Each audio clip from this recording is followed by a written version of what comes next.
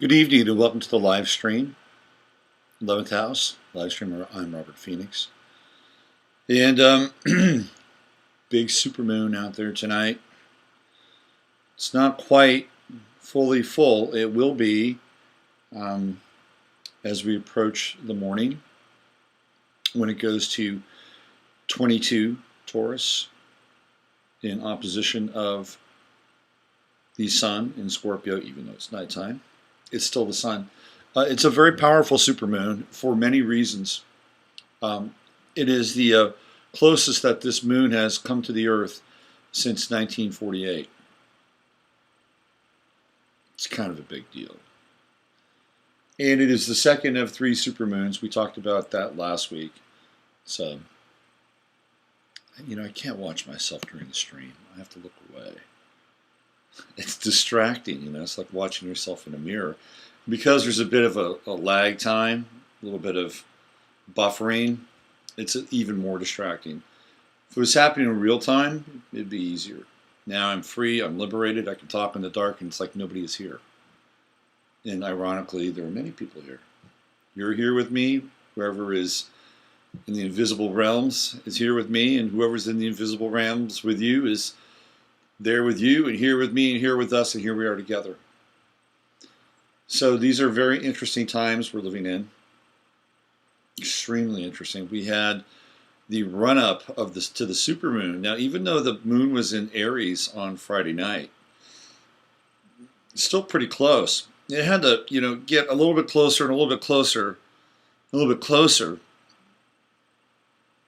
to really become a full official supermoon. But that moon on Friday night, that Aries moon on Friday night, was closer than probably about 95% of the moons that we come across in our relationship with the great silver orb, the metallic spacecraft, the soul catcher,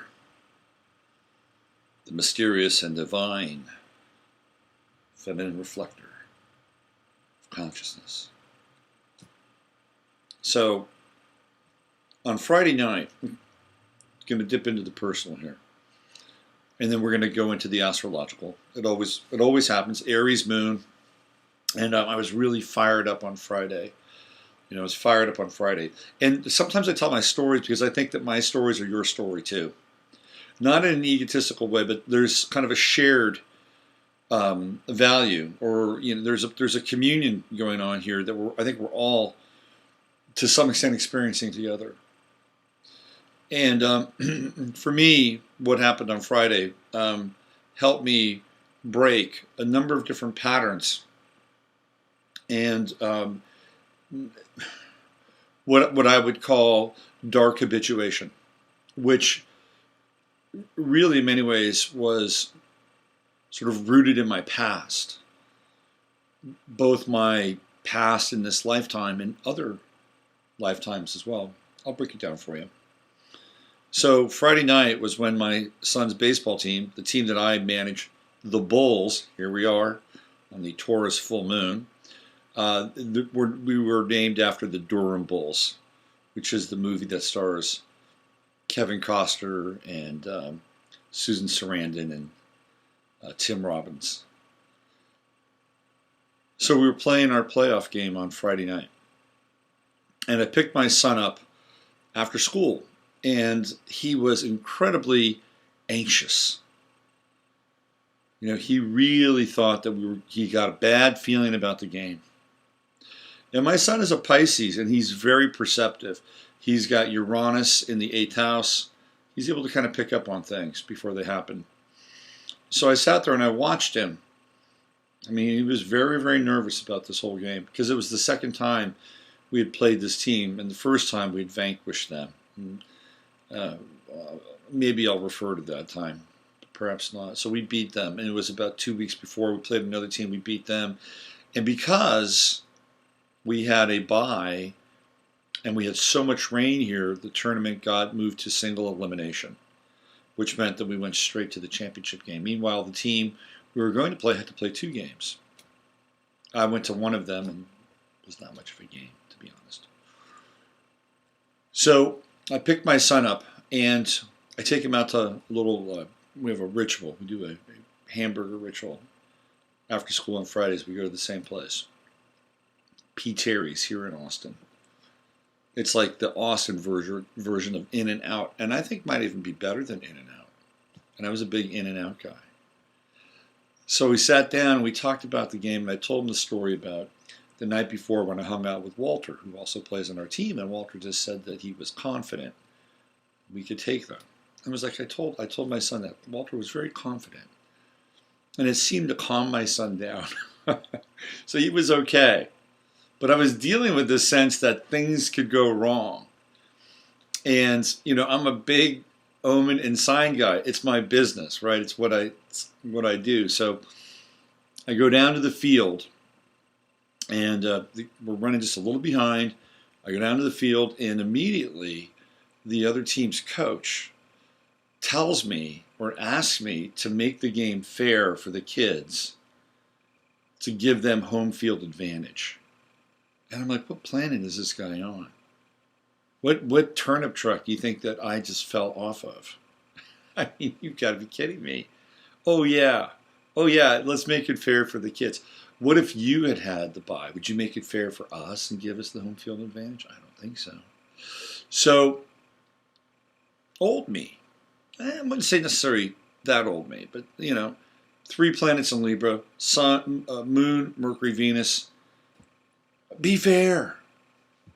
Be fair. Give him home field advantage. And you can even wrap it up in kind of a snarky way, like, yeah, I'll give you home field advantage because we're going to run rule you. I mean, we're going to beat them before the allotted amount of innings. I'll psych them out, right? But then something happened. We wore these badges. We have to wear badges with our pictures on them. And I'd forgotten mine. And I couldn't manage without my badge. So I had to drive all the way home, rush hour traffic. Wasn't that far, but rush hour traffic, trust me, it's far enough. And I got my badge, and I thought about it because there was still that little voice in the back of my head. Maybe you should give him home field, whatever. No, I'm not going to give him home field advantage. I get to the game, and I get my boys together, and we run through everything. He winds up getting home field advantage anyway, so it means they're going to hit last, which is kind of important. And what ensued after that was an 11-inning baseball game. Most games at this level, almost all of them, play 7 innings. No time limit, 7 innings. And after 7 innings, we were tied. And it was probably our worst game of the season. And yet we were still in the game. And it was almost like, how do I say this? It was almost like my life was kind of being played out in some ways. It was very strange and beautiful, and I was very, at times, detached and also very into it. And one of the things I always tried to share with the boys is that we were never out of any game. And we came into the last inning, the 7th inning, we were down by 2 runs against their best pitcher, or second best pitcher, right up there. And we tied the game up. And we shut them down, and we had to come out and win it. And we went back and forth. We had to go to what's called a California tiebreaker. And I can't tell you how many times we almost won the game and then gave it up, and they came back and they only tied it up. They never went ahead of us. And it came down to the last inning, the 11th inning on 11-11. And they had 2 runners on, California tiebreaker, 2 outs. I was using my final pitcher. And he had a 2-2 or 3-2 count, and he throws his pitch, and the kid at bat cracks it out into right field. Freeze. Before that happened, I had been on the sidelines all night trying to find my spot. I always try to find my spot during the game. And sometimes it's hard because there's another coach who's standing in the in the coach's box, and sometimes their energy is big and obtrusive, and that was the case. This guy was big, and he's going back and forth all night. I'm like, come on, man, just go stand over there so I can have a nice, clear view of the game. But that wasn't happening. and we even brought in a third coach. So he took up my part of my spot. So I was trying to find my spot all night. I couldn't find my spot all night. So by the time the 11th inning comes around, I'm kind of exhausted. I just want us to win the game so we can go home. 3.5 hours of nail-biting, intense baseball where I'm holding the energy to keep these boys up so they don't collapse and stay in this game. So I just go sit in the dugout. I'm like, I'm going to sit in the dugout. I'm going to watch this final inning in the dugout. And I was there with one of my boys. And it was so epic. I mean, unfortunately, one of the boys broke his thumb during the game. Broke his thumb on a play. I had to take him out. He was one of my better players. I lost him. I lost him for 3 innings. It was kind of a blow, to be honest with you. And in that inning, when I had to take him out, I had to switch players around. I had to move my left fielder to center fielder, and I had to bring somebody off the bench to go play left field. And as soon as I brought him in, they hit him a fly ball, and he dropped it. I couldn't believe it. And he came into the bench. He's the sweetest kid. He came into the bench, and he sat down, and he started crying. He's 13 years old. He started crying. And I walked in there, and I helped him out to the best of my ability. And I said, we're going to win this game. Don't worry about it. So in that final inning, this kid hits this ball out into right field. I didn't even remember at that point who I had in right field because I was feeling a little woozy. And I watch him, and he goes back, and I don't know who's out there. And he sticks up his glove, and he ice cream cones this ball, and he catches it, and we win this epic battle, and the kids go nuts. And I remember that it's a boy named Steven, and it's only his 4th game of baseball he's ever played. He's 13 years old, and he's only played 4 games of baseball, and he catches the winning out. It was remarkable. And I came out there, and he came running in from the outfield, and I said, you're going to remember that moment for a very long time. And he just smiled and laughed. He just smiled and laughed. They came in, of course, they pummeled him, and then we got to line up, and we had to, high-five the other team, and I was like, epic. That was an epic game. And even the umpire said to me, he said, I've been umping pony baseball for a very long time. I said that was the best game I've ever umped. It was that remarkable. And the good news was we were on the winning side of the ledger. Now, I was prepared. I was totally psychologically prepared to lose the game if we needed to because we'd had such a great season.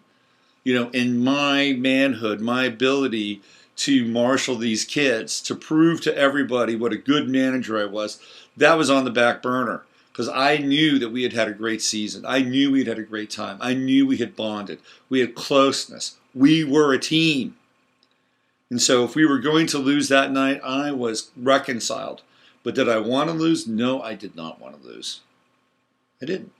And the reason why I didn't want to lose, to be quite honest with you, is because the other guys were not that great. I'm not talking about the team. I'm talking about the mirror reflections coming back from the other side. The other coach, that there was that guy, who's in that moment kind of, representing my competitive shadow in a way that I didn't really like, But at that time, I wasn't going to take it in as a lesson. At that time, I was like, no, it's him. This is me. And I'm choosing to do something different. I'm choosing to do something different. At the end of that game, I don't know what it is, whether it was reaction or his own, habituation. When he said, we really beat you twice in regulation. And I'm thinking, why can't you just say you guys played a hell of a game and it was the best game I was ever in, blah, blah, blah. But that was not happening. It was not happening. And so at the end of the day, at the end of the game, it was a really powerful and wonderful experience. And it was on that Aries moon, super close. It was all about holding the space and the energy of will. And I'll always remember these kids because they were the greatest group of kids I've ever coached. And the other thing that was really interesting, and I promise I'll get off this story, But there were two boys who got injured early on in the season, and they were not part of the team. They were not part of the team. They played football. They only came back. One of them was the boy who'd only played, that was his fourth baseball game. Another was his friend. And they played maybe 3 games with us the whole season, or 4 and 3. And I got to this point, and this was my lesson. I got to this point in the playoffs where it's like, I'm going to play players that have been here, that have practiced, and because even though they got hurt, they're behind the curve with us. And it was those two boys who'd gotten hurt, who hadn't spent much time with the team. Those two boys helped us win the game in a really dramatic fashion. And so even then, in that moment, it busted my perception about rules and shoulds and how people are supposed to show up. And, because everybody shows up when it's right. Everybody. And it was almost like it completed a perfect circle because of their participation. And especially one of the boys who hadn't had a very strong showing all season. He got a significant hit at a very important time, and we got 2 runs out of it, and that saved our ass. So everybody, it was like a circle. Everybody had a significant moment all season, something that they could look back on and say, this is what happened during that year that we won the championship at Oak Hill for Fall Little League. So I just wanted to share that with you because we're at a time right now, and I'll try to make this as clear as possible. We're in a time right now where a lot of very powerful things can happen in our lives. And some of this can be seen through astrology. But there is something, to some extent, even bigger than astrology happening here on this planet. And I'm going to try to talk about it as it relates to what happened during the election. The election, let's go back in time. We know what was going on. We talked about the aspects of election night, and the big player for me was Mars in Aquarius, because after the election we saw both sides of Mars in Aquarius. Remember, we talked about this. We talked about this last Sunday night as we had the run-up to the election. It's like, which version of Mars in Aquarius is going to show up? Both versions of Mars in Aquarius have shown up. The first version, of course, was that there was a revolution that took place, and that the radicals who had risen to power, the energy and the locus, the community organizers of the 1960s rose to power, and they occupied the White House, and they did it for 8 years with a Clinton attached to the side like a barnacle, because she was part of them. You go back in the old days, she was right there with Saul Alinsky, and these were the Alinskyites who came to power. And so they became the bourgeoisie. They became the power elite. And it was the underclass, it was the people that staged a revolution. And that was a very Mars and Aquarius rendering a day after. And yet, what did we have in the streets of Oakland, in the streets of Portland, in the streets of Austin, in the streets of New York and Washington, D.C.? We had protests that turned to riots. That was an explicit version of Mars and Aquarius, a radicalized energy. So we had 2 versions of this going on, 2 parallel versions. One was more organic, because there are organic revolutions, and they have to occur. Organic revolutions have to occur. We need periods of time, moments in time, where there is disruption. Disruptions are Uranian, and they are part of this notion and concept of a revolution. Trump is a disruptor, whether he's a great leader, a great uniter, a great binder, a great builder. That remains to be seen. He is a great disruptor. And as I said before, he disrupted the cycle that started from Reagan all the way up through Obama. It was a cycle. It was a continuum, and Donald Trump represented the disruption. And that energy alone, in and of itself, is a major contribution to a process. Now, Obama was his own version of a disruption or a disruptor, but it was different. And the reason why it was different was because Hillary Clinton was embedded inside of the Obama administration. And so Obama did everything to some degree, to some extent, that was either guided, influenced, or entangled with a Clintonian, Bushian sensibility paradigm and set of connections. And then when she finally left, then it was clearly Obama on his own. And I'd have to go back and look at when she left. I know it was after Benghazi, and I think it was before the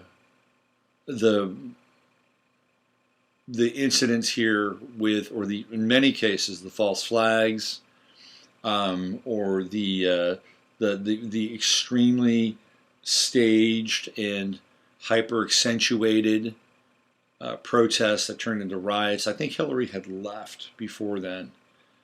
And so that was, in a lot of ways, Obama's contribution to the whole game. And by the way, I write about this on my website. You can go, I've got a new piece up there where I talk about, kind of what's happened, in the run up to where we are now and what's taking place now and what I think we should do, which I may not get into on this show. But, so what Trump did is he Obama was a variant of a disruptor. I mean, let's not kid ourselves. I mean, his insertion, his election as president of the United States was incredibly disruptive for a lot of people, and maybe not in the best way. Maybe not in the best way. I'm not sure how history is going to treat Barack Obama. It depends on who writes the books, obviously. But I'm not sure it will be kind. That's my take. Or it might be kind, but it might not be as glowing as perhaps it could be. I've been spending some time around liberals. I rode in a car today with a liberal baseball mom. It was very instructive. I'll talk about that tomorrow on my show, on my 15 Minutes of Flame. But Trump is a disruptor. Sun, Uranus, conjunction, true node, and Gemini, all three of those disruptive energies. And that disruptive energy has broken a pattern. Now, he may bring in John Bolton. He may bring in Rudy Giuliani. He may bring in Jamie Dimon. He may bring in all these clowns and sad characters from the Bush neocon era. And he may have a sprinkle and a mix of his own kind of blend of Jeff Sessions and whoever else he brings, and maybe he brings Trey Gowdy up from the minors. Who knows how it's going to look at. It may be very Trumpian, to use a term, very Gemini.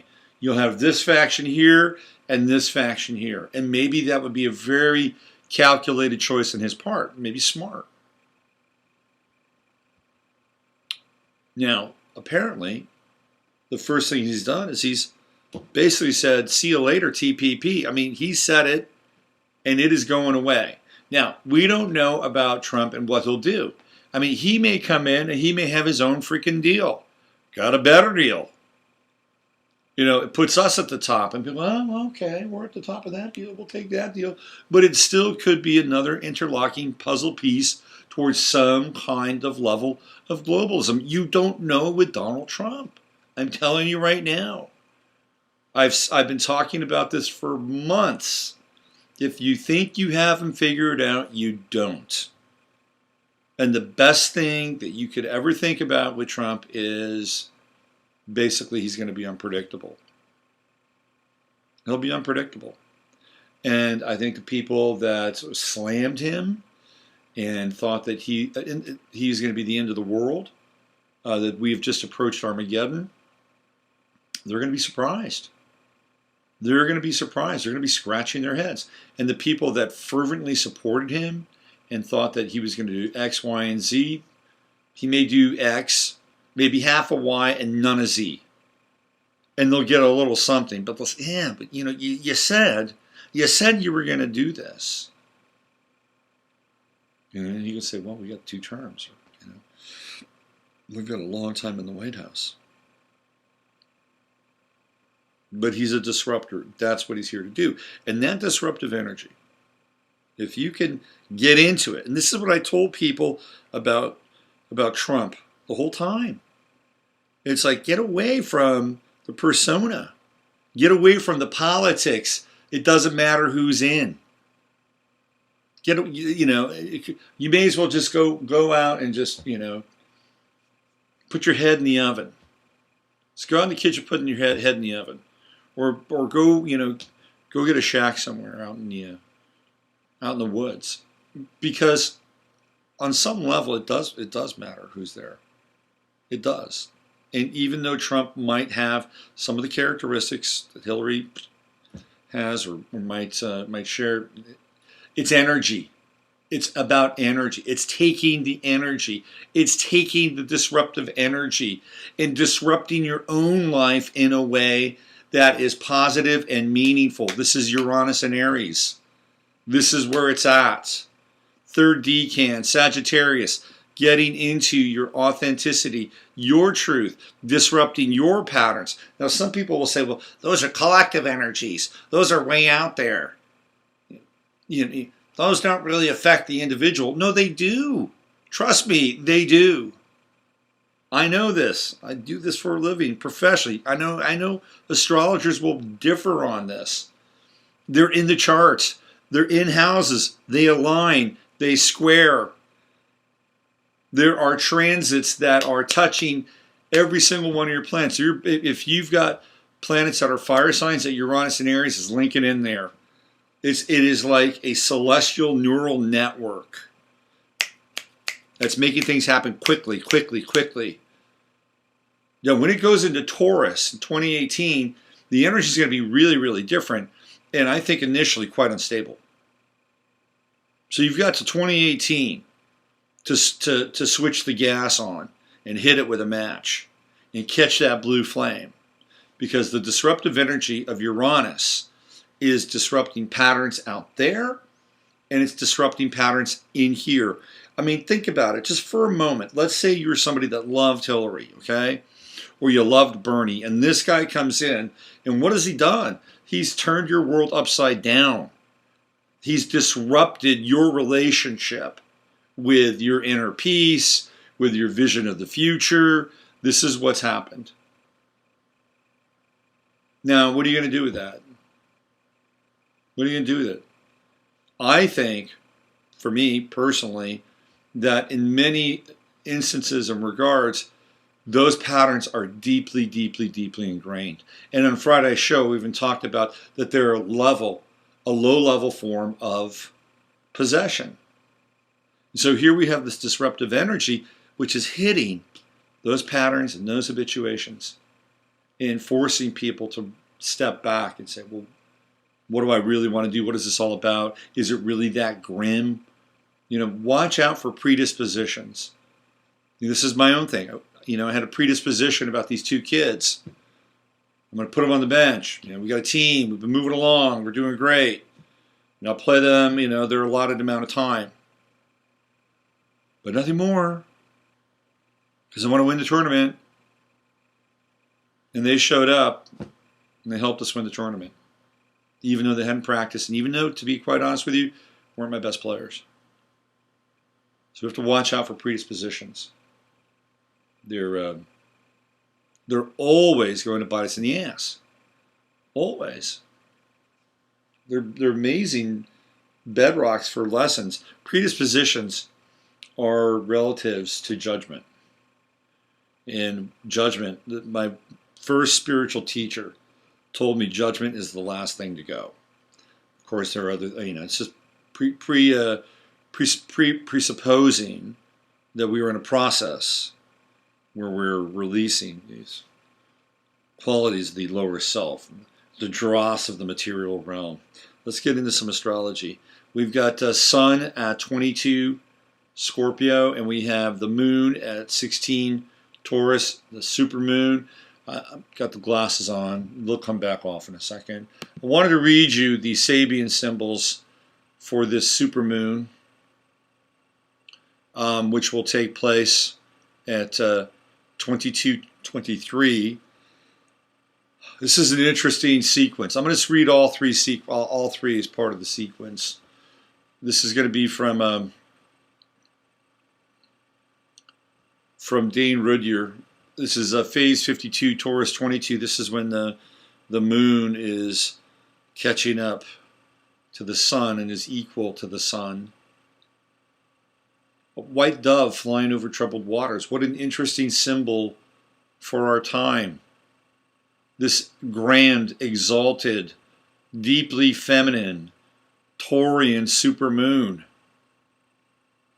The spiritual inspiration that comes to the individual in the overcoming of crisis. I'll read it to you again. The spiritual inspiration that comes to the individual in the overcoming of crisis. Here also we are confronted with the symbol of guidance. Guidance. Tonight while you dream, the moon is moving towards 22 Taurus. And the dove flying over troubled waters reminds one of the story of Noah and the ark. Noah was the final pitcher in our baseball game on Friday night. And there was a point in time, and it was I believe it was the 10th inning. There was another kid at bat, and his name was Noah, and we just had to get him out. We couldn't get him out. And there was another kid that played, and his name was Lucas. And Lucas he's the winner in the Gene Pool Award of Life, let me tell you. But Lucas bedeviled us the whole night. He almost single-handedly won the game for his team. That's how good he is. So we had Noah on the mound. And Noah met his and mankind's crisis courageously and in complete obedience to God's promptings. Go get 2 of each, man. What? Go get them. The test completed, he received the dove's message. It is a message from the Holy Spirit announcing a new dispensation. This symbolic scene can be applied to personal crises resulting from emotional upheavals or from the eruption of unconscious forces and impulses into the consciousness if the crisis has been faced in the right spirit. How about that? Would you say that we might be in a time of crisis? Quite possibly. I mean, some people might think that.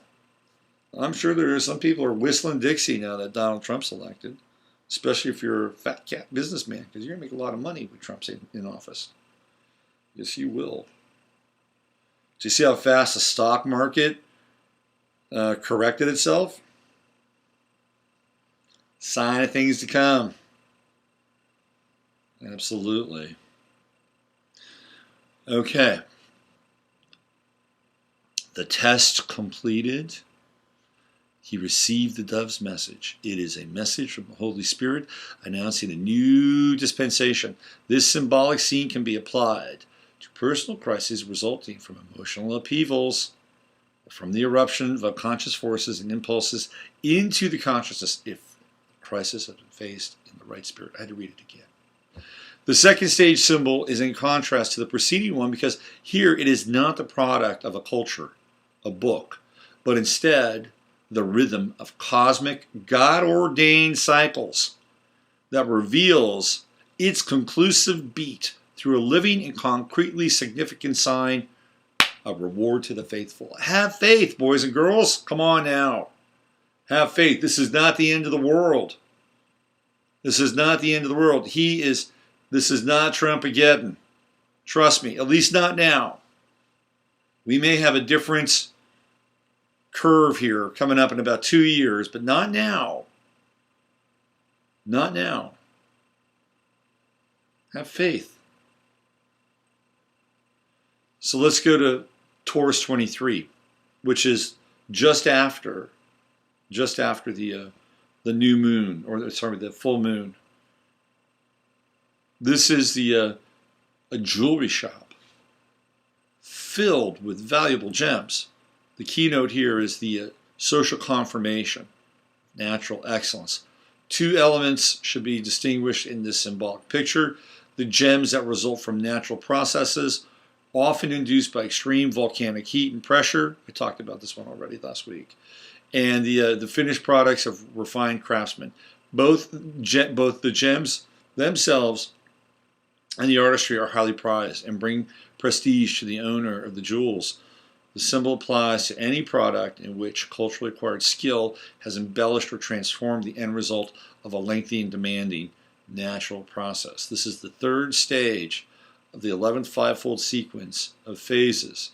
At this stage, we are concerned with the social process, which brings about a certification of personal worth. Now remember, the move is going to be moving through all these degrees in its fullness in Taurus as it transits into Gemini. So some of these degrees will be asleep to, and some will be awake to. But there's one more degree here that I want to read. And this is an interesting one. This is the 24th degree of the Taurus moon. So we'll still be in Sun-Moon opposition, but it won't be exact in its fullness. Taurus 24, an Indian warrior riding fiercely, human scalps hanging from his belt. Now, this is an energy where somebody wants to count some coup. This is an energy where somebody wants to show something for what's taken place. Some kind of aggression, some kind of conflict. The aggressiveness of human instincts when fighting for their earthly base of operation. In the mythology of early America, remember I read this last week, the Indian represents the savage, close to nature, and led by primordial instincts. Alas, our present century has revealed that under far less imperative circumstances, so-called civilized man is capable of far more cruel tortures and extermination. This symbol related to a fourth stage seems to imply that violence and aggressiveness are basic components of human nature at the level of the emotions and of a deep-seated identification with a particular culture, which insists on regarding men of other cultures as potential enemies. What are we seeing right now? What are we seeing in the streets out there? We're seeing people getting beat up because they voted for a candidate that other people didn't like. You know, we're seeing people throw these wild temper tantrums because their candidate lost. Their candidate, for whatever reason, could not run the table. And so what happens now is that instead of stepping back and taking stock and figuring out what the hell is going to happen next and how am I going to participate with this, there's an extreme reaction. Extreme reaction. And it's doesn't speak well. It doesn't speak well to humanity in general, you know, because a lot of times, you know, we think of sort of the barbaric and you know, kind of horrific, bestial sides of humanity that are expressed in the world, and those images, those feelings are derived from a relationship or non-relationship to the military-industrial complex, corporate entities, soldiers of fortune, you know, dark forces that are hired and then conspire to stage some kind of operation, whether it's real or a false flag, or perhaps there's some savages that are living in a country that we don't go to, we don't attend, but you know, they're cooking up their own brand of evil, right? And you know, we don't often see this whole notion is attributed to out there, and now we're looking at it face to face. We're staring at it, even if it's, you know, hired rage. Some of it isn't. Some of it's real. So, you know, Some of it is piggybacking. The higher rage is piggybacking on a situation where people felt that they were let down, where they didn't get what they wanted, or they didn't get what they deserved. So we're having a face-to-face confrontation with this energy. And it's not pretty. It's not pretty. And it's not even constructive at all. But that's not what it's there to do. It's not there to be constructive. It's there to burn the place down. That's what it's there to do. So let's get into the... so this super moon, remember now, it hasn't been this close since 1948.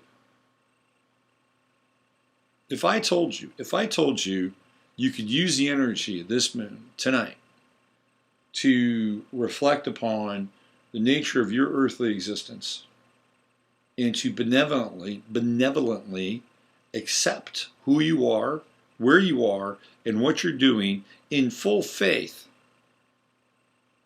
that from this point forward, your life can unfold in a perfect pattern. What if I told you that? Would you do it? Would you believe it? Well, there's the possibility here with this moon being as close as it is in the sign of very feminine, very forgiving, very loving Taurus, softening, smoothing, and healing that's intense, confrontational, scorpionic black-white energy. This is the dove. This is exactly what the Sabian symbol was talking about. This is the dove that is flying over the troubled waters. You can catch the spirit of the dove.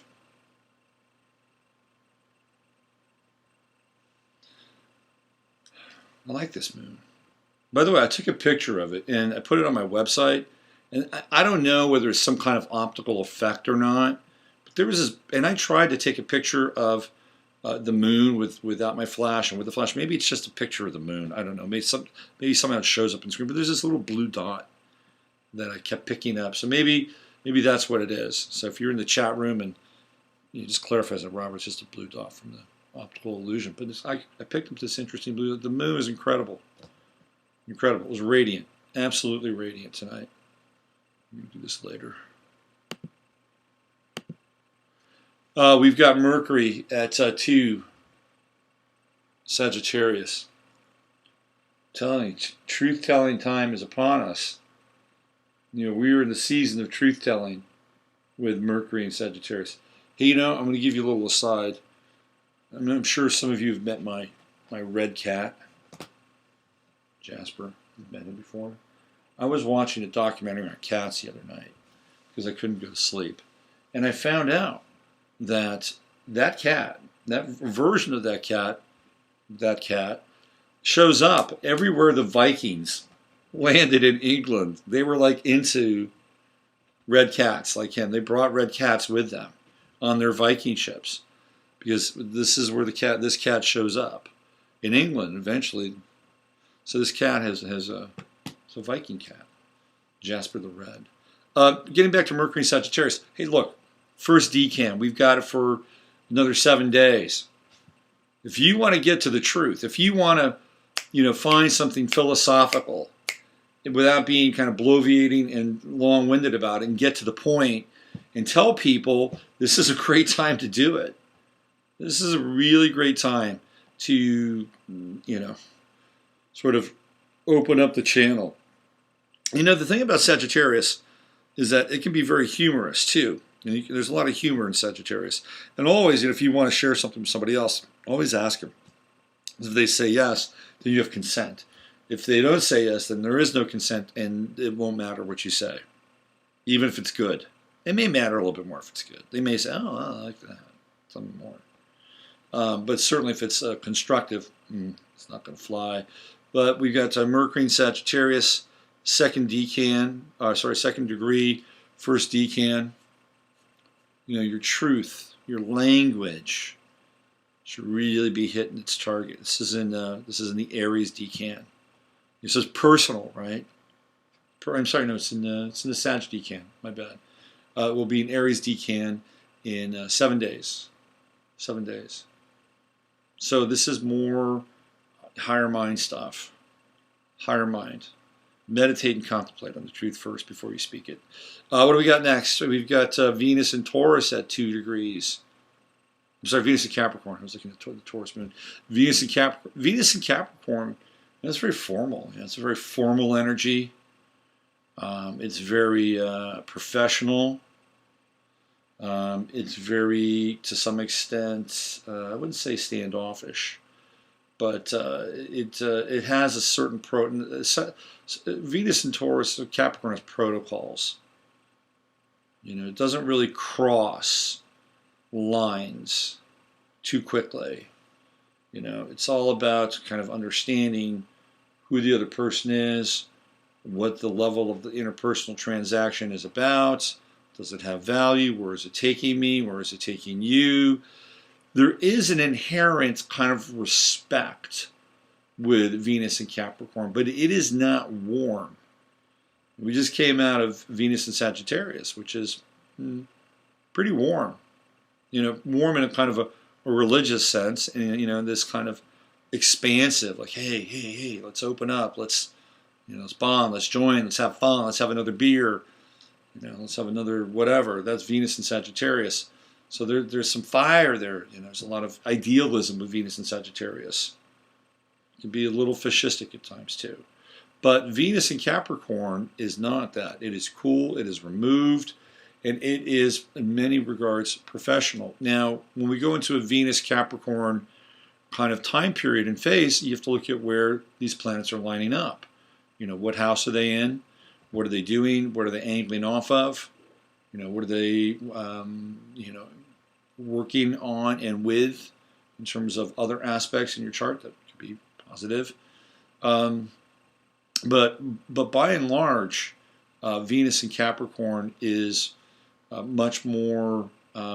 Again, the word is formal. Figure out where it is in your chart, and it takes time to warm up Venus and Capricorn. By the time we get to the third decan of Venus and Capricorn, we're in the Virgo decan, and it's a much more mercurial and much more mutable at that time. It's going to pass through the Taurian decan, and there is value when you get into the 9th, 10th, 11th, 12th degrees of Venus and Capricorn. You're dealing with the value of relationship. How much is it worth? How much does it mean to you on a personal level, on a monetary level? Gets into those core areas of your chart or in your life, right? And so by the time we get into the third decan of Venus and Capricorn, there's mutability, there's negotiation that can take place. And there could also be change in terms of relationship, because the next station for Venus will be Aquarius, and it's a very, very different kind of energy. Aquarius is more open and experimental. So right now, if you are engaged in business, this is an interesting time for you to deal with people in positions of authority. You get to line up and see where you are in relation to them. And what else do we have here? Venus is going to be conjuncting Pluto in 12 days? In very close conjunction in 12 days. So 12 days from now. So on the 27th or 25th, right on Thanksgiving, you're going to have Venus-Pluto conjunction on Thanksgiving. That's interesting, because Venus is way ahead right now. I mean, normally it's like, if the sun is in Scorpio, Venus is usually like one sign ahead or one side behind. But now it's you got Scorpio, and we have Sagittarius and Capricorn. So Venus is way out there. Having Venus on Pluto on Thanksgiving Day it's not common. It is not common. It's going to be interesting to see what happens to relationships on Thanksgiving Day. It's that energy where, and again, it's going to be for Venus. It's going to be in that Virgo decan, and Pluto it's going to be in, let's see, the Taurian decan. So value and mutability. I think some people will go through some massive changes on and around Thanksgiving, particularly to parents. Because when we get into Capricorn, we get into the parental side of things, and particularly in that regard, the father. The father. So look for Thanksgiving to bring up a lot of father stuff. I mean, it could be really interesting because if there is some unresolved psychic scarring around Donald Trump, it may come up around the Thanksgiving dinner as it relates to the father. Trust me on this. This is where I see this Venus-Pluto conjunction taking place. What? What do you want? These cats. So, by the way, do you know the story about these cats? So these cats were not my cats. They used to belong to my ex-wife. And my ex-wife, she got remarried, and the new guy allergic to cats. So my son lived with these cats, and of course, he's a little kid. So it was either take the cats to the pound, or have me take them. So I think it would have been a bit much for my kid, for me to move out and then the cats to move out. It could have been a bit much. So that's how they got here. Otherwise, they wouldn't be here. They wouldn't. I guess in terms of your own relationships, like within the context of your relationship, if you're in a relationship, you're in a marriage, you've got this Venus-Pluto conjunction on Thanksgiving, boy, I'd say take it easy. I would say take it easy because there's a lot of demands with that energy. Demands on how a relationship should look, or how a marriage should look, or how two people show up, or who has the power. And the holidays bring this stuff up in a big way. So on Thanksgiving Day, I would say try to find win-win for everybody. And if there is a conflict, make sure you go all the way through it. Don't get stuck in the middle because it'll never get resolved. It'll never get resolved. Wonder if we should be serving goat with Venus and Capricorn and Pluto and Capricorn and Thanksgiving. I'm sure Marina Abramovic will be serving goat. Spirit cooking. Eesh. Mars, again, here we are. Mars in Aquarius. Go fight the power. Cue up some punk rock, some early hip hop. Yeah. Mars in Aquarius. I like Aquarius. It's a good energy. Mars in Aquarius it's radical. It's different. It is disruptive, right? So here's a little lesson in astrology. If Trump has a Sun Uranus conjunction in Gemini, the Sun-Uranus conjunction is energetically related to Mars in Capricorn. I'm sorry, Mars in Aquarius. Why?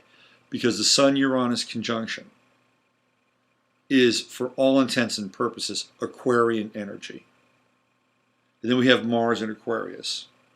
And Trump also has a Jupiter-Uranus trine in his chart, which is amplifying the power of Uranus in his chart. And where's Mars in Trump's chart? 6th house. Open enemies. How about that? Yeah. How about that? The 6th house is the house of open enemies. The 12th house is the house of hidden enemies.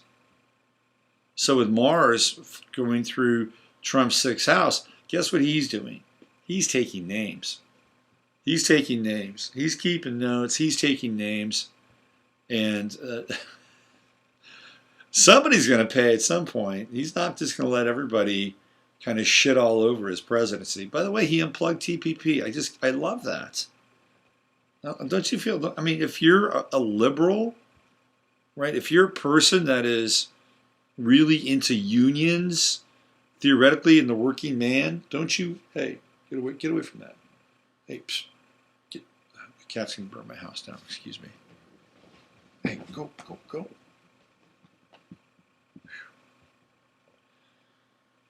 Uh, you gotta love it. You gotta love the fact that, hey, TPP is done. All that work done. Over and done with. I have the chart for TPP.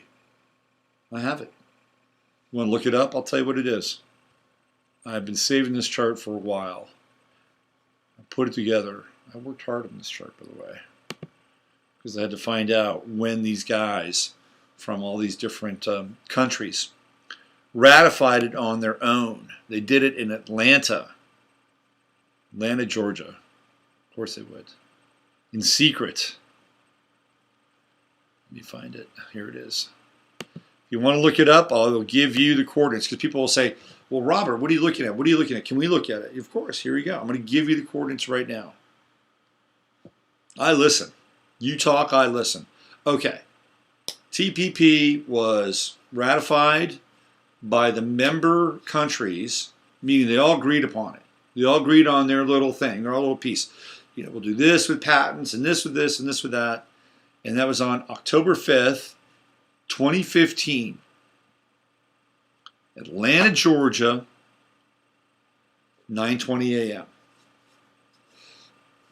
You can punch that sucker up.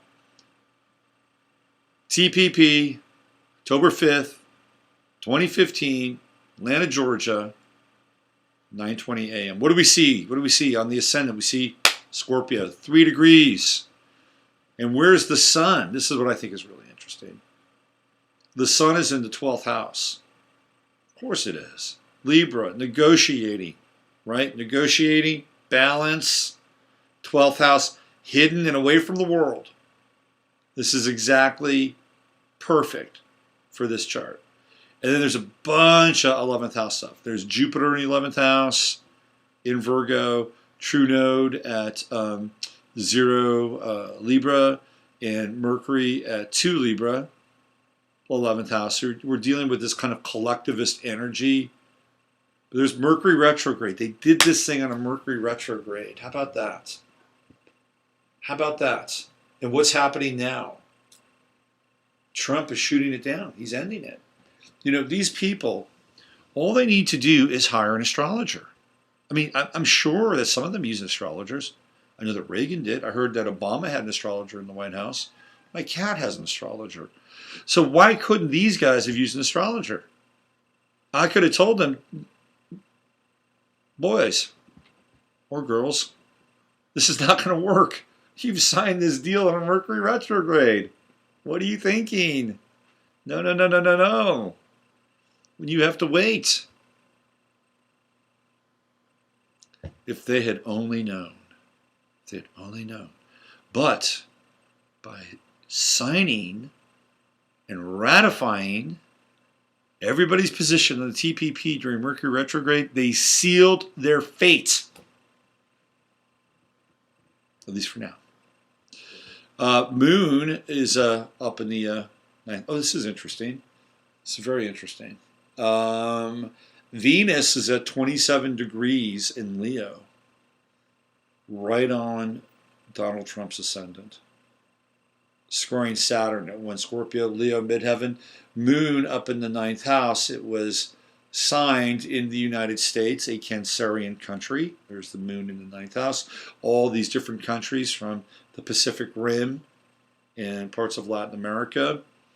Then we have a square, a moon square to Uranus, a radical. See, there's the radical energy. Grand cross here. Uranus in Aries. Pluto in Capricorn squaring off. Pretty close degree separation. We got a 3-degree orb. And then the Saturn-Neptune square. There's deception. Deception with the Saturn-Neptune square. We're being deceived about the corporate interests around this. And it's in Sagittarius 1. You know, that's really interesting because it's right on Hillary Clinton's Jupiter in Sagittarius. She would have signed this thing. She would have signed this thing. She would have moved this thing right along. And because Jupiter in Sagittarius is conjunct Saturn in Sagittarius, squaring Neptune, she was lying about it. Absolutely. Moon-Sun square. I mean, I could have given them a better day, better time. My God, if they'd waited at least another hour and a half, we could have got a moon trine. But I guess these people, I guess there's divine intelligence in the world with stuff like this. So if you want to look at it, if you want to look at the chart for TPP, and it was ratified on October 5th, 2015 at 9:20 a.m. Have fun with it. It's a pretty interesting chart and very telling, very telling. And even look at the sixth house, which is work, work, dharma, the everyday. There's Uranus there. It's going to be disruptive. We're going to disrupt people's everyday practice around work. Interesting stuff. And distribution. The sixth house is distribution. The second house is prima materia. You pull it out. You pull it out. You pull it out of the ground or whatever. Second house. You get it to the sixth house and you process and you distribute. That's the sixth house. And in the 10th house, you have management and everything that runs all the earthly processes. Correct? The ninth house, I'll give you a little tour around the chart. The ninth house, same deal. The ninth house is theoretically the church. It's heaven. The first house are warriors and people that fight for the church. The fifth house are the kings that serve the church. There you go. First, fifth, eighth, ninth rather. And if we want to do the water tour, let's see, what do we got? So we've got 4th, 8th, 12th. For me, the 4th, 8th, 12th represent principalities of water. The 4th house is local water. It is wells, it is creeks, it is rivers, it is streams, it is ponds. The 8th house is big rivers and big lakes. That's the 8th house. And then the 12th house is oceanic. It is the oceans of the world and the great seas of the world. So there's your, 12th house moves into, to the various tributaries of the 8th, and it kind of flows down into the 4th, right? Let's do one more, shall we? Let's go with Aquarius. 11th house, 3rd house, 7th house. 11th house is the broadcast spectrum, broadcast frequency. The 7th house is where people talk about it, relate to it, relate to people that are connected to information. And the 3rd house is the day-to-day sharing of that information, the day-to-day sharing, the day-to-day dispensation of information. So what we can see here, I started with the 2nd house with Taurus, but if you want to go to the 3rd house, it starts with ideas, it starts with chatter. You go to the 7th house, it goes from chatter to people talking about it amongst one another to all of a sudden it going out into group consciousness. That's another way of looking at it. Anyway, a little tour around the houses. Let's go back into the planets and where they be. Let's see what we got here. It's going to be a busy week for me. Got a lot going on. Let's see what we have. Well, Jupiter in Libra is at 13 degrees, and my glasses just broke. I like these glasses. We're going to do the rest of the show. I guess I have to go fly blind now. And I feel like tonight's show's got a bit of a comedic edge to it. Jupiter in Libra, it's interesting energy. We're here with this Jupiter in Libra energy to build, reach across the aisle to each other, right? That's the nature of Jupiter and Libra. It's to expand how we relate, expand how we can be, I wouldn't say conciliatory, but mediating and synastric, and to be able to expand the nature of relationship and connection between one another and between people inside of a relationship, because Libra is one-on-one. It's one-on-one. It's between, me and you, although we're coming through the Aquarian realm. But that's the nature of Libra. It's also very artistic. It's very creative. So we're expanding in that region. And I think it's interesting because um, by the time we ramp up to the holidays, we're going to have a Jupiter Uranus opposition, which I think is going to be troubling on some level. Somebody's just texting me something. Here we go. Lori. What is Lori saying here? Is she watching my show? What she got? Okay. Yeah, okay. So I think that by the time we get into the end of the year, Jupiter's going to be around 21 Libra, and it's going to be in opposition with Uranus. So to me, that's a tricky energy.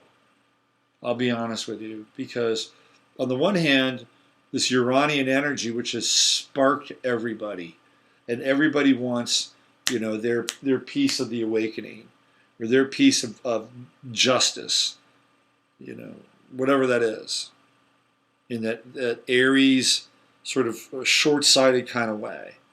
It's like just burn it down. Jupiter in Libra comes in, and there's kind of, I wouldn't say it's threatening, but it is a very different kind of energy, which is forcing us to look at ourselves. Do people even have the capacity for self-reflection at this point? I don't know. I think self-reflection might be a luxury. Because when you self-reflect, there's a chance that you might be wrong. It's a tricky area. And as long as you continually are motivated by the sense of being right and having some form of righteous indignation, then you can perpetually turn the wheel and not have to look at what's going on. Yeah, I think it's very subversive. It's very subversive. But we're going to come into that point by the end of the holidays, or by the beginning of the holidays. Well, it's going to be the end of the year, so it'll be right around the end. By the way, I looked at the energy for New Year's Day. That is going to be, we've got a Mars-Neptune conjunction exact on New Year's Day. I'm going to tell you right now, there are going to be a lot of people hungover on New Year's. Absolutely, a lot of people hungover. By the way, Leonard Cohen passed away. And somebody else recently passed away, another artist Leon Russell. Leonard Cohen and Leon Russell both passed away within the last week. And I loved Leon Russell. I thought he was terrific. And Leonard Cohen, I did a show with Ann Diamond, which is really worth checking out on my archives. Maybe I'll play it. You know what I'm going to do? I'm going to play that interview with Ann Diamond tomorrow. That's what I'm going to do in honor of Leonard Cohen's passing. Ann Diamond was handled by Leonard Cohen. And Ann did the entire interview with me in a bathroom in a cafe in Greece. How crazy is that? Anyway, Leonard Cohen passed away. Leon Russell passed away. And, we're going to have these tributes to all these people that passed away in 2016. And it's going to be a long list. And it's going to be a pretty sad moment in time. A lot of baby boomers are going to get hit on and around news. They do those shows, right? They're looking back at the year and they're just going to go, that person, holy shit, And you're going to have all these Hillary people, who are still smarting over the whole thing and, trying to figure out where the future is. And, they're not going to be real happy. And I could see that for a lot of people, New Year's Eve 2016 is going to be doleful. That it is not going to be a pleasant New Year's Eve. And there's going to be a ton of overindulgence with that Mars-Neptune conjunction. There'll be a lot of people whacked out. And oh, by the way, how many states legalize marijuana? Quite a few, huh? Quite a few. California, recreational. You know what that means? That means the big boys are going to get into it, start making money. Bank. Marijuana, cannabis, it is soma. It is Aldous Huxley's Soma from the Brave New World. Now look, you want to put it in your body, that's fine. I'm not gonna dog it if that's what you want to do. I did a lot of it when I was younger, and I regret it. To be honest with you, I regret it. I think it stole my ambition, and it stunted my development. And I'm a big fan of medicinal marijuana. I think it's a brilliant thing, and we need more of it, a lot more of it. And it needs to be explored. But from a recreational standpoint, hey, I'm a parent, and I got to somehow convince my kid. Well, it's legal in California. I don't think it'll ever be legal in Texas, by the way. Although I'm sure it'd love to be legal in Austin. But as a parent, you got to navigate through that. So I don't care if it's legal. Alcohol's legal too. And certain people in your family attend meetings. Got my drift? So but the astrology for New Year's Eve, that's going to be huge. Huge. And not in the sense that it's going to be, how do I say this, uber dramatic. I just think that people are just going to be wiped out. And it's sloppy. Mars Neptune is sloppy. It's a sloppy energy. All right. What else do we have here? Sorry, I got moved off my train of thought a little bit. Now I can't see though because of my glasses. This shit. Well, you know what? Why don't we bring it to a close tonight? Let me do this. I want to read some of the comments from the chat room. So just hang in there for one moment. I guess I should have like a backup pair of glasses. Wouldn't that be helpful? This has never happened before. I'll be right back. Let me get some more glasses. Hold on.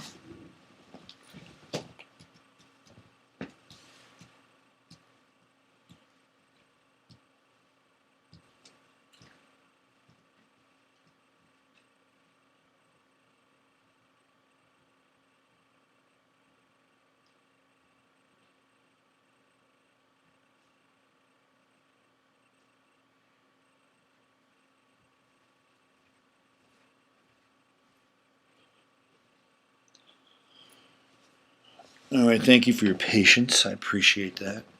Let me just go in the chat room and see what's going on in the chat room tonight.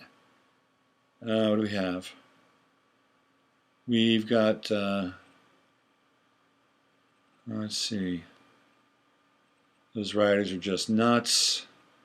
Indian scalps bring to mind Standing Rock, No Gapole. The truth is coming out. Karma. Hey, there's a Phoenix, 1689. Hi there. Pay up time is upon us. Howdy, y'all. I'm in Oregon. People do have the ability to self-reflect. I think they do, but a lot of people don't, or at least they've chosen not to. That's my. She comes off as the big victim. Pretty happening chat room tonight. Okay. Good evening. Good evening. Good evening. Good evening. I guess I should type something. We got 51 people watching now. Let me just say hello. Let me say hello in a chat room kind of way. There we go. Thank you for coming. Thank you for coming.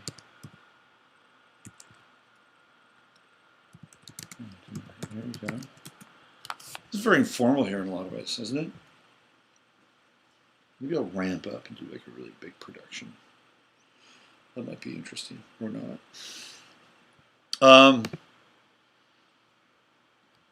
I didn't even finish the Saturn and Sagittarius. We've got a really tight trine, a sextile rather, between Jupiter and Saturn. I love this sextile with Jupiter and Saturn. I think it's great. It's a great sextile. Why? Because we can work hard to get to some level of truth and authenticity.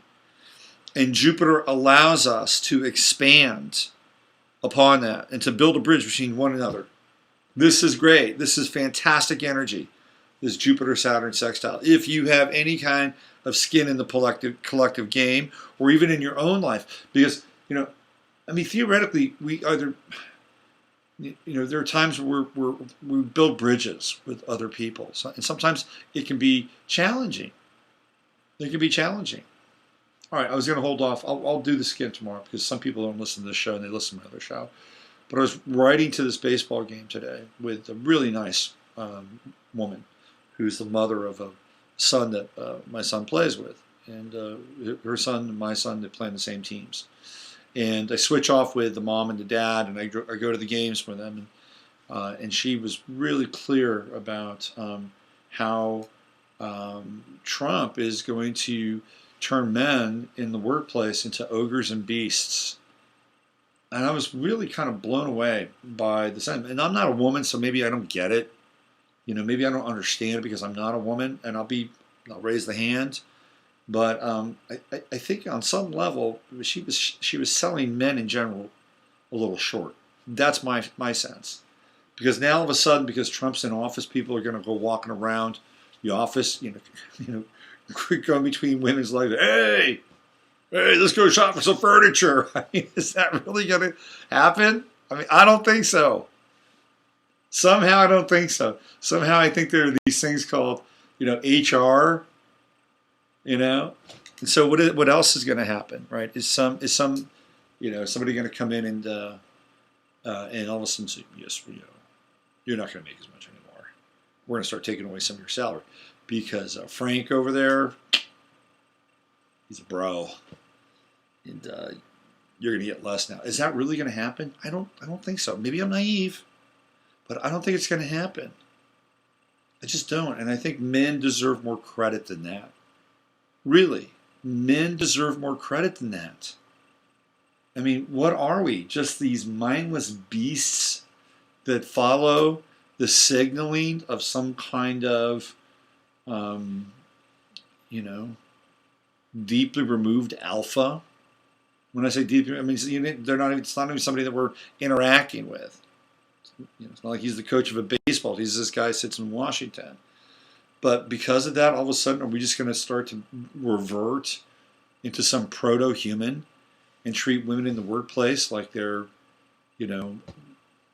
burqa-wearing Muslim women? I don't think so. I think that men deserve more than that. I think we need more credit than that. We're not that bad. At least that's my take. So the Saturn-Jupiter sextile, for me, and it's right there right now. It's like a 2-degree orb. I was trying. Look, I was crossing some county lines today, and I did go from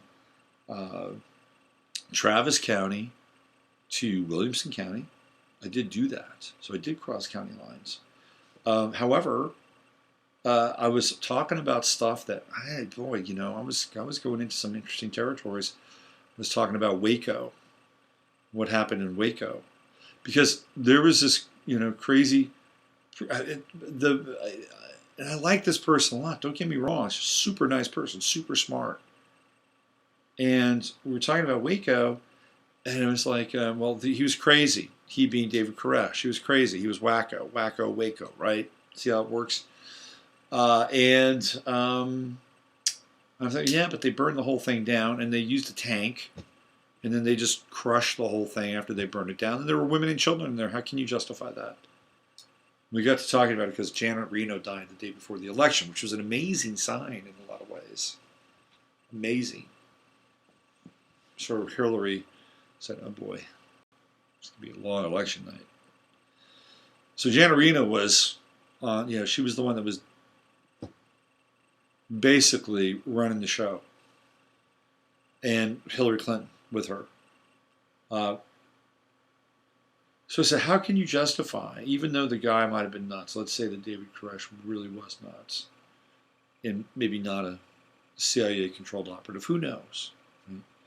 How can you justify, burning down and leveling those kids? Well, and this is what she said, it was shocking. Well, maybe it was because they could come running out at night with a gun, and that they might just be as crazy. Like these kids have been weaponized. Like a 6-year-old little girl running out with a gun and a submachine gun ready. I mean, there was some weird level of justification. Like we may as well just take them out because they could be suicide bombers or something. I mean, where are they? It was kind of weird. I have to say, I was like, do people really think like that?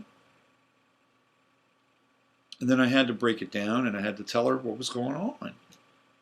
And I told her who was there and how it all happened, and the people that were killed there, the ATF guys that were killed, they worked for Bill Clinton.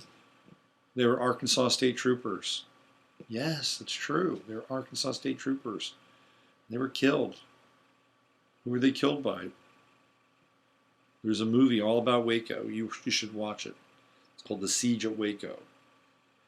And they were snuffed out. And those guys that got snuffed out, I'll tell you what happens. There are 5 guys that go in. Koresh he'd been selling guns to guys on the local police force. Okay, he had a license to sell guns. He had a compound. He had all these kids and all these women, and he was running his show. And he was the only guy, theoretically, that was allowed to breed. All the other dudes were there to, I don't know, be his soldiers or whatever. And they decided this was a period of time where they were going after militias. They were going after people that were standing up for their rights, tax protesters. The Clinton administration was going hard after these guys. They went after Randy Weaver. They went after, ultimately, the Freemen up in Montana. And David Koresh and the Branch Davidians were a group that was part of it. And so they sent the ATF in. And what happened was when the ATF team leader went through a window at one of the far ends of the compound, and then the 4 other guys followed him in. And 3 out of those 4 guys died. The 4th got severely wounded. And then the ATF commander, the guy who brought him in there, he did not die. And all 4 of those guys were Arkansas State Troopers. They took them out. And then, then eventually they, leveled the complex, Mount Carmel, because they didn't want any forensics. They didn't want to have anybody see, where the bullets were coming in from or out of, because if they go in, they leave a certain mark. If they come out, they leave a certain mark, right? So they don't want any evidence. Burn that sucker down. And of course, they had a big trial, and all the survivors, the ones who were able to get out, they were on trial, and they held the trial, and there was all this evidence, and people, did some time, or it was weird, but a lot of information came out around the trial surrounding Waco and David Koresh. And what happened was they stored all that information about Waco in the Murrah building in Oklahoma City. Fertilizer bomb, remember that? One of the guys that died at Oklahoma City was an Arkansas State Trooper. He was a security guard that had been hired there. So now we've got 4 ATF guys, and one guard, all of whom worked for Bill Clinton. Now, what happened with the Murrah building? They leveled it. And along with it, they leveled all the evidence from the trial associated with Waco.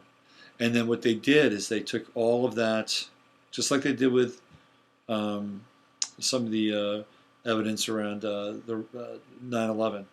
They put it in landfill. This is the Murrah building. They put it in landfill, and it's circled off, and it's guarded 24/7.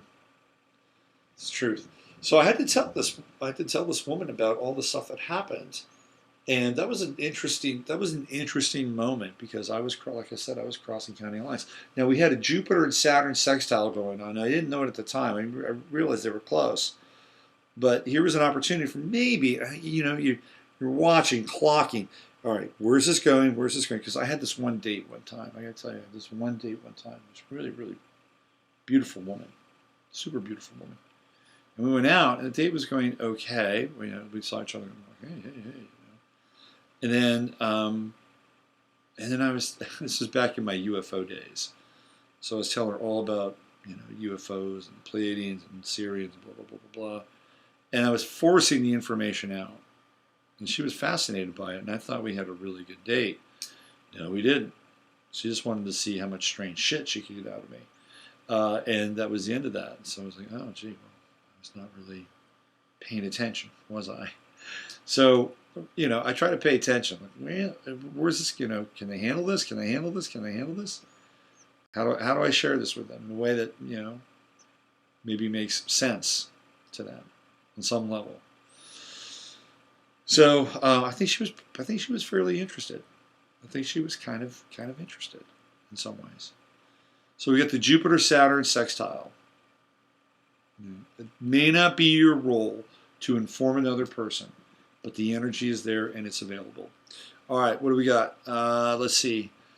We got the Jupiter Saturn sextile, Saturn in Sagittarius, Uranus in Aries 21. We talked a little bit about that. Then we have Neptune in Pisces. And we've got, let's see, Venus is going to come up and do a sextile. That's interesting. That's forgiveness energy. The Venus-Neptune sextile in Pisces, Venus in Capricorn. I'm telling you, if you've got issues with fathers or the patriarch, this Venus-Neptune sextile could be a really good opportunity to surrender, dissolve, and let go of some of that stuff. 15 Pluto, we talked about in Capricorn. And let's see, True Node 9. Virgo, it's coming up with my Pluto soon. Then we have Chiron, which means the South Node is at Pisces. 9, it's right on Neptune. So we have a Neptune South Node conjunction. Neptune South, I think everybody's a little too sensitive. Neptune South Node conjunction, doesn't that feel that way? Everybody's a little too sensitive. What we need is a little more Virgo, a little more True Node in opposition to Neptune, a little more lucidity, a little more clarity, a little more discernment, and not get stuck in that South Node, Neptunian, Piscean kind of drama, says the Virgo. And then we have, I'd say Chiron and Pisces. All right, any interesting birthdays? Let me check it out. See if there's any interesting birthdays.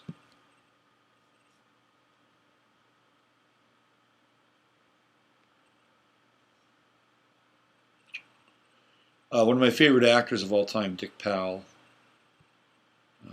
old Hollywood actor. It's his birthday, even though he's dead. Joseph McCarthy, how about that? The senator who outed the commies. I don't think they have a birth time for him. It's a AA rating. Let's check it out. Check it out. Aries, 18 degrees on the ascendant, Saturn in the 12th house. Saturn in the 12th house can often denote loneliness. In Aries, working with very powerful people behind the scenes. Uranus, that's so interesting, man. So Uranus is this radical energy, right? And he had it right in his midheaven in Capricorn. So he was bringing Uranian energy to the Capricornian world. Uranus was often associated in many instances with rebellion and communism, because the Russian Revolution took place in 1917 with Uranus and Aquarius, played a big role during that time. Uranus was opposing Neptune, which is very collectivist energy, down in the 4th house, deception, in and around the home, and then squaring Venus and Mars. The thing about Joe McCarthy is that there's this theory that he was handled. and that this is an interesting theory that that the communists knew that people were onto them, that they were onto them, and that what they wanted to do is they wanted to keep their game cloaked and hidden. So what they did is they had a trial and a witch hunt, and they threw out a few people in Hollywood, that were going to, take some hits on this. So you had people like Dalton Trumbo and, the screenwriters and some actors, Paul Robeson, directors. It was kind of like, it would be kind of amazing, really, today if we had something like that. House Senate appropriation hearing on, spirit cooking. Anyway, this is what they did. They set it up so that McCarthy, who was working with a young attorney by the name of Roy Cohn, who was very much connected to Meyer Lansky and the mob, and some of the big money interests. And Roy Cohn was this kind of tragic, kind of nasty human. But anyway, he was a lawyer, and he was the legal counsel to Joseph McCarthy. So he was getting, people fed to him. Roy Cohn was, and they were bringing the information and evidence, and they were nailing these people. But they were just there so that they could basically create a limited hang, so that communism and the red threat could be discredited. Because now when McCarthy is talked about, McCarthyism is talked about in a very pedantic kind of way. It's like it's looked down upon, right? It's McCarthyism, the red threat. At the time it was fairly scary, because Americans were like, wow, shit, man, we got something going on here. And I believe they were televised, which was at that time very unusual. So people were seeing this stuff, right? If I'm not mistaken. So what happened was that they had a few sacrificial goats, and then they turned on McCarthy, and they ruined him, because he really started to take this thing quite seriously. It's like, holy shit, we're really onto something here.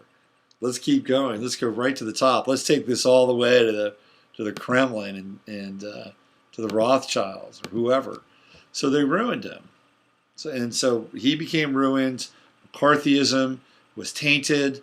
The red threat was seen as something that was really silly, it's superfluous, and it's kind of like the devil, right? It's like, the devil doesn't exist. He's just silly. It's a silly thing.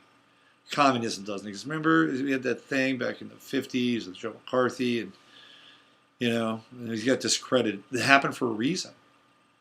It happened for a reason, because that's a moment of inception. That is the revelation of the method, and that's what they did. They gave people this thing. Okay, here you go. Here you go. Look at this. Yeah. But they didn't really give them the thing. Remember, I talked about how a magician pretends to show the trick but doesn't really show the trick, but the audience thinks they're seeing how the trick is revealed, which takes them deeper into the trick. Do you understand that? So it's a risky thing, because if the audience thinks that they've been shown the trick, then they and somehow figures it out that they're being lied to, then it destroys everything. But if it doesn't, then they get taken deeper into the trance. So we got taken deeper into the trance, and McCarthy was a vehicle for that. And we can see this with all this kind of deception energy, the Uranus, right, the midheaven, the radical, on stage, the world, 10th house, Mars in Libra, trials, litigation, one-on-one, fighting, interrogating, right? Squaring Neptune, much of it was probably fictionalized. When I say fictionalized, I don't think McCarthy was fictionalizing. I think the events themselves were slightly fabricated and fictionalized, because ultimately what they wanted to do was discredit McCarthy and discredit the movement and allow communism to remain unabated. And this silly thing, this silly thing. Communism is alive and well, boys and girls, and it's happening right now in this country. They don't want to talk about it. They necessarily don't want to talk about it. They won't talk about communism. Joseph Raymond McCarthy, Grand Chute, Wisconsin. Paranoid if you talk about communism. Who else? That was an interesting chart, especially with Uranus on the midheaven. Anybody else interesting? Oh, Yanni. Today is Yanni's birthday. I went to a Yanni concert one time. The musicians around Yanni are actually quite good. Very good, actually. I'm not going to look at this chart, though. Let's see who else. Prince Charles, Prince of Wales. How about that? Let's check him out. It's an A rating. Another Aries rising. How about, oh, hold on. Nope. That was McCarthy's chart. Leo rising. Pluto and Leo in the first house. It's the king, right? But maybe with Pluto and Leo in the first house, he has to transform his notion of being the king. He's not going to be the king. We all know that. The king's going to be William. It's not going to be Charles. He must transform. He must die to the idea of being the king personally with Pluto in the first house. Aries, midheaven, he's got the true node conjunct the moon in Taurus, 0 degrees, born on a full moon. He's born on an eclipse. How about that? Must have been auspicious. He's got the energy of the feminine mystery, this full moon up in the 10th house. Sun in Scorpio, Mercury in Scorpio, Venus Neptune conjunction in Libra, all down in the 4th house. It's a complex chart. Kind of a broken mystic rectangle. Mars, Jupiter, Sagittarius in the 5th. Where's Diana? Diana, Cancer in the 12th. Diana was a Cancer. Her sun was hidden, tucked away in his 12th house. Interesting. Secret connection with Lady Di. Let's Saturn in Virgo. The second house. It's got a grand trine with Saturn and Jupiter and the moon. How about that? You know, for a guy that's got Saturn, this is funny because Saturn in the second house denotes that you have to work hard. You have to work hard with Saturn in the second. This guy hasn't worked a fucking day in his life. It's interesting. Maybe it's the grand trine that takes a little bit of the edge off of old Saturn there. Let's see what else. He's got that south node in Scorpio. Interesting. Now, if he were my client, I would tell him, with south node in Scorpio, dude, you've got to stay away from the occult. Charlie, man, you got to back off the occult with that south node in Scorpio. I'm telling you. You've got the moon and the true node in Taurus in the 10th house. I'll tell you what you need. You need a job. You need a job. You need to work with women with that moon and the true node. You know what I think you should do? I think you should go sell shoes. Go sell shoes. Because you've got Venus and Neptune in Libra. Neptune rules the feet. Venus is fashion. It's in the 4th house. It's feminine. You've got moon. That's very feminine up in the 10th house. True node. Go sell shoes. Get in the clothing business, Charles. Forget this king thing. You're never going to be the king. You've got Pluto in the 1st house in Leo. It's not going to happen. It's just not going to happen. So go get a real job. Go work with women. Sell them clothes. Sell them attire. Sell them shoes. Take advantage of this grand trine in your chart. Work. Work for a change. You'll be surprised. You'll be amazed at the results you'll be able to bring to your life. Yeah, right. Anyway, that's his chart. Let's see what else. Anything else here? We got any other interesting people? I'm about ready to shut her down. I've had a long weekend. I had to get up this morning at 5:30 for a baseball game, a different baseball game. Let's see what else we have. Anybody else?